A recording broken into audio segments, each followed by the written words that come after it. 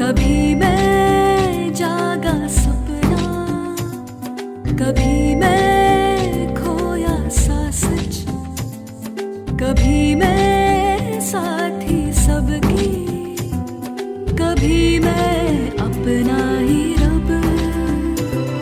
रंगों की खुशबू को कोख में भर सकती हूँ, एक नई जान को सांसों में भर सकती हूँ। मैं ये भी, मैं वो भी, मैं कुछ भी कर सकती हूँ। मैं कुछ भी कर सकती हूँ, मैं कुछ भी कर सकती हूँ। पॉपुलेशन फाउंडेशन ऑफ इंडिया की प्रस्तुति यूनाइटेड नेशंस पॉपुलेशन फंड का सहयोग और बॉम्बे लोकल पिक्चर्स द्वारा निर्मित। मैं हूँ स्नेहा, डॉक्टर स्नेहा माथुर। ये मेरी जिंदगी की डायरी के कुछ पन्ने हैं, जिसमें कुछ गुजरे पल हैं। ऐसे पल जिन्होंने हर मुश्किल रास्ते पर मुझे चलना सिखाया, मेरे अंदर आत्मविश्वास भरा, ताकि मैं बेहिचक कह सकूं कि मैं कुछ भी कर सकती हूँ। जिंदगी कभी कभी कितनी अजीब मोड़ लेती है ना। हर मोड़ पर एक नई चुनौती।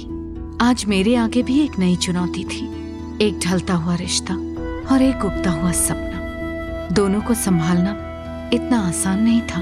उधर माथुर निवास में बाबूजी से मिलने उनके वकील मित्र मिश्रा जी एक खुशखबरी लेकर आए थे। कृष्ण मुरली मनोहर नंद लाला कृष्ण। अरे बिमला दीदी नमस्ते। भाई कहाँ है माथुर साहब? अरे मिश्रा जी आप, नमस्कार, आइए आइए। अरे भाई इतने दिनों बाद दर्शन देंगे तो कैसे जानेंगे अपने दोस्त के घर की खोज खबर। हाँ भाई आज ही सुबह कानपुर से लौटे हैं। ये लीजिए मिठाई का डब्बा। हमारी बेटी कंचन को बेटी हुई है, वहीं थे 15 दिन से। अरे बाबा रे, दूसरी बार भी बेटी हो गई। अब कम से कम एक लड़का तो होना ही चाहिए ना मिश्रा जी। अरे नहीं दीदी, वो लोग बच्चियों से बहुत खुश हैं। आज के जमाने में लड़का लड़की एक समान है, चाहे लड़का हो या लड़की, आज वो कुछ भी कर सकते हैं। वैसे माथुर साहब कहाँ हैं? अब क्या बताएं मिश्रा जी, ये घर का चिराग वो भी चला गया भोपाल मेहनत मजदूरी करने। बस उसी के साथ गए हैं सब। क्या पूरब की नौकरी लग गई? हाँ तभी तो पूरा का पूरा कुनबा गया उसके साथ। बस कुछ दिन रहकर घर जमा के आ जाएंगे सब। ये तो बहुत खुशी की बात है। दरअसल हम स्नेहा की मंगनी में नहीं आ पाए। माथुर साहब ने फोन किया था, लेकिन कानपुर से लौटना संभव नहीं था उस समय। वैसे लड़के की बहुत तारीफ सुनी है। भाई कम से कम फोटो ही दिखा दीजिए। हाँ हाँ काहे नहीं। अरे प्रीता, ओ प्रीता, मिश्रा जी आए हैं। ऐसा कर वो स्नेहा की मंगनी का फोटो वाला एल्बम लेके आओ जरा। हाँ हाँ आ रहे बुआ। हाँ वैसे लड़का तो अच्छा है, पैसा कौड़ी भी अच्छा कमाता है, देखने में भी बढ़िया है। बस नमस्ते मिश्रा जी। अरे जीती रहो बेटी। ये लो मिठाई का डब्बा। कैसी है कंचन दी की गुड़िया? एकदम वैसी ही है जैसी तुम थी बचपन में, नटखट शैतान। ये लीजिए एल्बम। हाँ, जरा देखें भाई स्नेहा का होने वाला दूल्हा कैसा है। हम तो इसी बात से खुश हैं कि वो हमारी तरह वकील है। अरे ये तो निगम जी का बेटा है। हाँ आप जानते हैं क्या इन्हें मिश्रा जी? हाँ हाँ बिमला दीदी, निगम जी को तो हम बहुत पहले से जानते हैं। काफी साल इनका काम देखे हैं। अच्छा? अर्जुन की माँ बचपन में ही गुजर गई थी। इन्होंने दूसरा ब्याह किया है। दूसरा ब्याह? तो अर्जुन की एक सौतेली माँ भी है, फिर तो उससे भी बाल बच्चा होगा। हाँ दूसरी बीवी से 2 बच्चे हैं। वैसे बहुत शरीफ लोग हैं, खानदानी हैं। अरे जो भी है, पर ये सब बात हम लोगों को तो अर्जुन कभी बताया ही नहीं। क्यों? निगम जी मंगनी में नहीं आए थे क्या? नहीं, अर्जुन तो बोला वो विदेश गए हैं। विदेश? पर हमारी तो कुछ ही दिन पहले उनसे बात हुई थी। भाई पता नहीं, हमका तो कुछ झोल ही लग रहा है।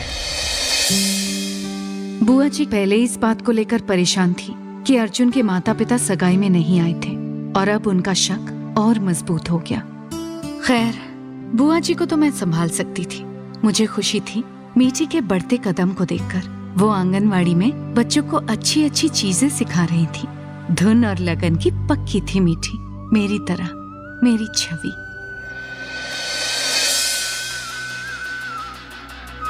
बच्चों जल्दी आओ, खाने का समय हो गया है। अरे ऐसे नहीं बच्चों, खाने के पहले हम क्या करते हैं? नहीं पता। सबसे पहले साबुन और पानी से हाथ धोते हैं। ये बहुत जरूरी होता है क्योंकि खाने के पहले कीटाणु को छू मंतर करना पड़ता है।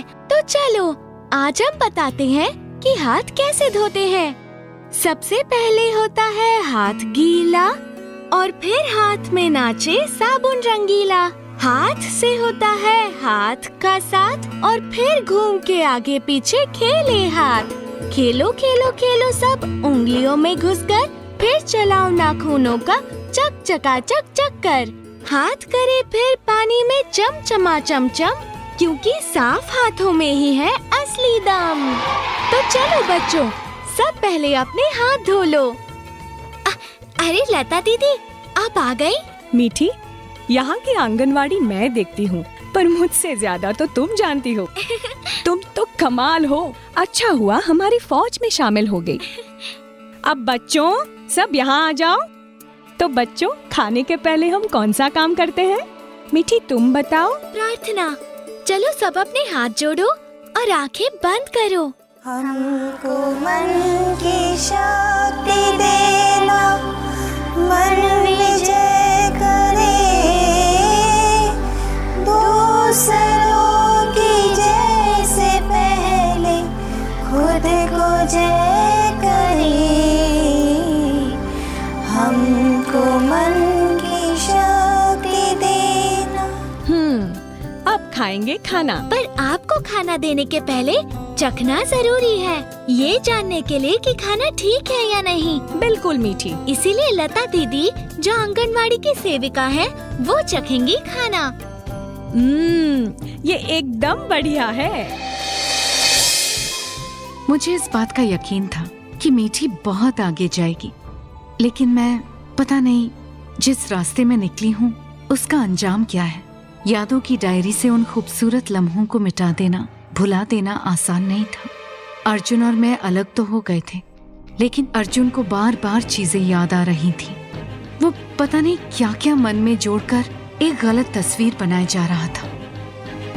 अर्जुन, मानवता अस्पताल बहुत मुश्किल घड़ी से गुजर रहा है। बस डॉक्टर सुमित ही हैं जो अकेले सब संभाल रहे हैं। वहाँ के ट्रस्टी मिस्टर दत्ता चाहते हैं कि मैं कुछ दिन के लिए मानवता में काम करूं। मैंने उनसे कहा कि मैं एक बार पहले तुमसे बात करना चाहती हूँ। इसमें मुझसे पूछने की जरूरत ही क्या है? वैसे भी डॉक्टर सुमित तुम्हारे बिना अस्पताल कैसे संभाल पाएंगे?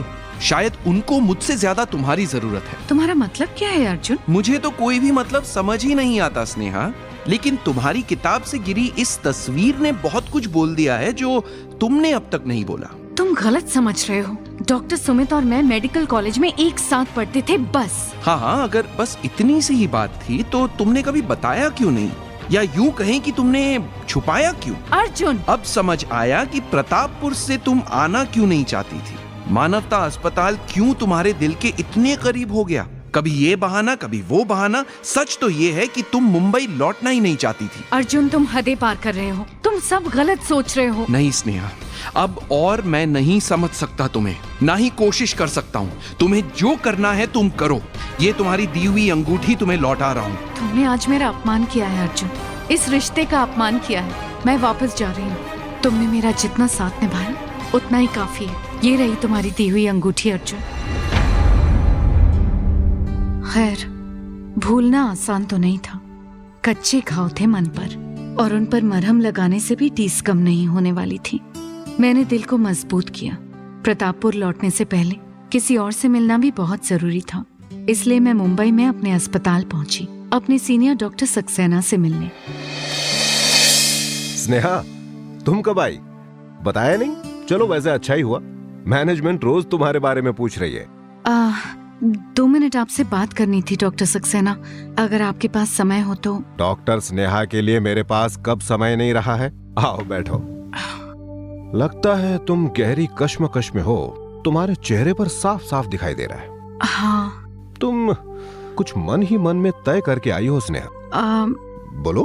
आपको तो पता ही है कि मैं प्रतापपुर में मानवता नाम के एक चैरिटी अस्पताल में काम कर रही थी। हाँ। मैंने तय किया कि मैं अब कुछ दिनों तक वहाँ काम करना चाहती हूँ, इसलिए मैं। अपना इस्तीफा देने आई हो? जी।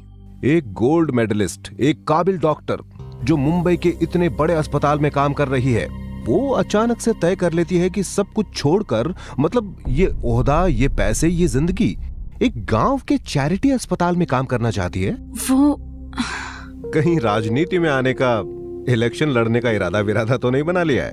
डॉक्टर सक्सेना, मुझे लगा था कि कम से कम आप समझेंगे। क्या अर्जुन इसके लिए तैयार है? ये मेरा फैसला है, अर्जुन का नहीं। सब कुछ संभल गया है स्नेहा, तुम्हारी मंगनी भी हो गई है। अर्जुन इतना खुश है जब से उसे पता चला है कि तुम मुंबई वापस आने वाली हो। वो बस इसी सब में लगा रहता है कि तुम्हें खुश कैसे करे, और तुम उसे ये बताने आई हो। तुमने अर्जुन से बात की? उसने क्या कहा? हाँ, मैं आई तो थी अर्जुन से बात करने, पर बात तो उसी से की जा सकती है जो बात करने को तैयार हो। अर्जुन मुझे चाहता है या खुद को, पता नहीं। अगर वो मुझे चाहता तो मुझे सुनने की कोशिश करता, लेकिन वो अपने गलतफहमियों और शिकायतों से इतना घिरा हुआ है कि उसे शायद कुछ भी साफ नहीं दिख रहा। क्या साफ नहीं दिख रहा है स्नेहा? अर्जुन के अलावा कोई और लड़का भी होता ना, तो वो भी वही चाहता जो अर्जुन चाहता है। मंगनी हो गई है, अब शादी होगी, अपना घर बसाएंगे, खुशी से रहेंगे, इसमें गलत क्या है? गलत कुछ भी नहीं है, पर मेरे सामने अभी जो रास्ता है, अगर मैंने उसे नहीं चुना तो गलत होगा, मेरे उसूलों के खिलाफ होगा। प्रतापपुर का मानवता अस्पताल एक मुश्किल दौर से गुजर रहा है, वहाँ मेरी जरूरत है। फिर से बचकानी बातें कर रही हो स्नेहा। शायद कभी कभी बच्चों जैसी जिद ही सही होती है सब। ये मेरा इस्तीफा है, मैनेजमेंट को दे दीजिएगा, मुझे आज रात ही वापस निकलना है। पर स्नेहा, आप मेरा साथ देंगे तो मुझे अच्छा लगेगा। क्या सही हो रहा था और क्या गलत, मुझे पता नहीं था। बस इतना जरूर मालूम था कि जो कुछ भी हो रहा है उसे बस होने दो। शायद मेरी किस्मत में प्रतापपुर वापस लौटना लिखा था। मेरी जड़ें मुझे बुला रही थी। इंसान कितना भी ऊंचा हो जाए, पर उसकी जड़ें ही हैं जो उसको सशक्त बनाए रखती हैं। मैं वापस प्रतापपुर जाने के लिए तैयार थी। मेरी इस डायरी के बाकी पन्नों में है आगे की कहानी, जो कभी अधूरी है तो कभी पूरी। अगली कड़ी में हम फिर मिलेंगे। मैं कुछ भी कर सकती हूँ धारावाहिक के बारे में मनोरंजक बातें जानने के लिए मिस्ड कॉल दें 09268992689 पर। ये 24 घंटे चलने वाला निःशुल्क नंबर है। मिस्ड कॉल दें 09268992689 पर और धारावाहिक पर अपनी राय हमें बताएं। कुछ भी कर सकती हूँ। पॉपुलेशन फाउंडेशन ऑफ इंडिया की प्रस्तुति यूनाइटेड नेशंस पॉपुलेशन फंड का सहयोग और बॉम्बे लोकल पिक्चर्स द्वारा निर्मित